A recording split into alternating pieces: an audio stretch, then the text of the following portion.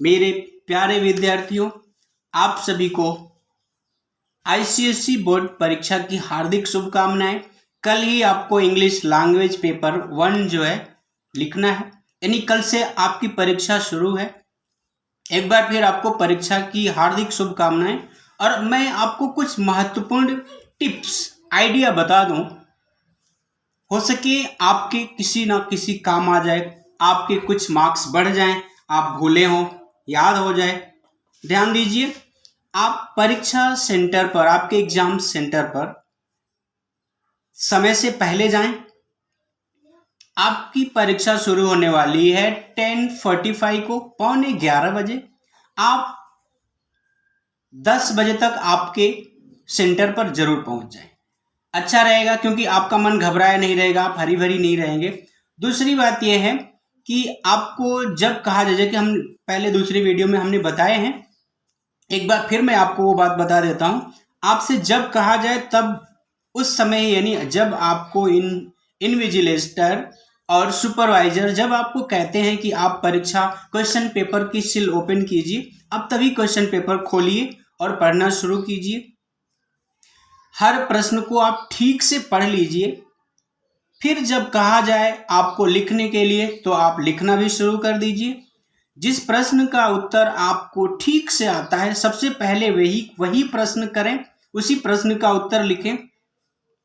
बीच में ध्यान दीजिए, आप समय का ध्यान देते रहें। आपने कितना लिखा है और अभी आपको कितना लिखना है, अभी तक आपने कितना समय लगाया, कितना समय बाकी है, और आपको कितने प्रश्नों का उत्तर और देना है। तो फिर उस हिसाब से आप अपनी राइटिंग, लिखने की आपकी स्पीड बढ़ाइए। आपके पास समय ऐसा होना चाहिए कि आप सारे प्रश्नों का उत्तर लिख लें, उसके बाद आपके पास समय हो, एक बार फिर आप चेक करें प्रश्न उत्तर। आप क्वेश्चन नंबर वही लिखें जो आपको क्वेश्चन पेपर में दिया गया है। क्वेश्चन नंबर जरूर लिखिएगा, किस प्रश्न का उत्तर आप लिख रहे हैं। कई बार पेपर ऐसे मिलते हैं जिसमें बच्चे क्वेश्चन नंबर नहीं लिखे रहते हैं, तो उससे आपका नुकसान हो जाएगा। इसलिए आप ध्यान दीजिए, क्वेश्चन पेपर में जो क्वेश्चन नंबर दिया गया है, आप क्वेश्चन नंबर देके फिर उसका आंसर लिखिए। जिस प्रश्न का उत्तर आपको नहीं आ रहा है, आप उसके लिए सोचने पर समय बर्बाद मत कीजिए। जिन प्रश्नों का उत्तर आपको आ रहा है, आप पहले उन प्रश्नों का उत्तर लिख लीजिए। जो नहीं आ रहा है उसके बारे में आप बाद में सोचिए और लिखिए। जितने प्रश्न करने के लिए आपको कहे गए हैं, आप सारे प्रश्नों का उत्तर जरूर दीजिए। आप किसी प्रश्न को छोड़िए मत, समय है तो हर प्रश्न का आप उत्तर जरूर दीजिए। एक बात और बता देता हूं, अगर आप एक्स्ट्रा क्वेश्चन अटेम्प्ट करते हैं ना, तो जो आपको, जिसमें आपका बेस्ट मार्क्स रहता है, वही काउंट किया जाता है। तो जब आप एक्स्ट्रा अटेम्प्ट करते हैं तो आपका उसमें कुछ नुकसान नहीं है। जिस प्रश्न के उत्तर में, आंसर में आपको ज्यादा अंक मिले हैं, वो काउंट किया जाता है। जिसमें कम है उसे छोड़ दिया जाता है।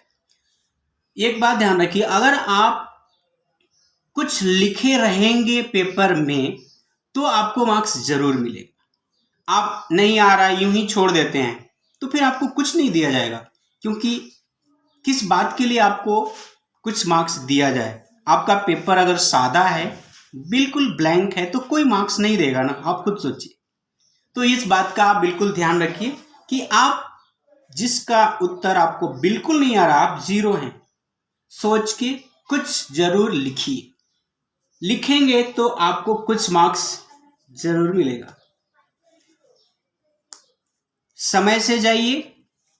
निबंध लेखन, पत्र लेखन, देखिए लेटर राइटिंग का फॉर्मेट आप ठीक से समझ लिए होंगे, क्योंकि आपने 1 साल 2 साल तक पढ़ाई किया है, तो आप फॉर्मेट फॉलो करिए, आपको मार्क्स जरूर मिलेंगे।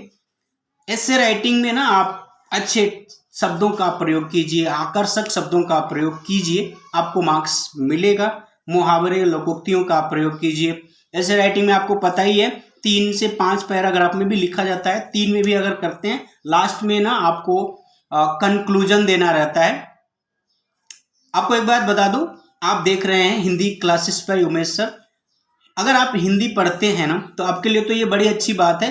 आपका पूरा सिलेबस हिंदी का, चाहे आप एकांकी संचयन पढ़ते हैं या साहित्य सागर पढ़ते हैं या नया रास्ता, मैंने बड़े अच्छे से समझाए हैं। और मेरे चैनल पर बहुत सारे क्वेश्चन पेपर भी हैं जिनका आंसर भी बताया गया है। मॉडल पेपर है, गेस्ट पेपर है, आप देखिए प्लेलिस्ट में हिंदी के लिए। तो आप अगर चैनल पे उपलब्ध जो भी वीडियो हैं आप सभी देख लेते हैं ना तो पक्का आपके अच्छे मार्क्स आएंगे। आप समय का सदुपयोग कीजिए। अभी आप इंग्लिश का एग्जाम देने जा रहे हैं, आप अच्छे से पढ़ लीजिए और अपना 100% लगाइएगा। किसी भी प्रश्न का उत्तर आप छोड़िएगा मत, हर क्वेश्चन आप अटेम्प्ट कीजिए, आपके लिए अच्छा रहेगा और आपका भला हो, हम यही प्रयास करते हैं। आपका अच्छा होगा, हमें भी प्रसन्नता होगी कि आपने हमसे कुछ सुना, सीखे और आपको उससे फायदा हुआ। हमारा प्रयास यही है। ध्यान दीजिए, आप अपने पास ना स्टेशनरी के जो भी सामान है पर्याप्त लेके जाएं, एक्स्ट्रा भी लेके जाएं कि अगर कुछ खराब हो जाता है एक तो भी आपको रुकना ना पड़े, आप अपना काम आसानी से कर लें। चलिए आज के लिए इतना ही। ध्यान रखिए इस बात का, समय से पहले जाइए। जिसका उत्तर नहीं आता है व्यर्थ में रुक करके मत उस पर समय दीजिए सोचने में, जो पूरा लिख लीजिए। जिसका नहीं आता है उसको आप बाद में कीजिए।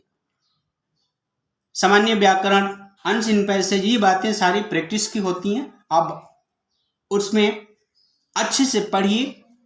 कई बार कुछ बातें क्लास में या कहीं आते जाते समय ना कही गई होती हैं, आपको उन बातों पर ध्यान देना रहता है।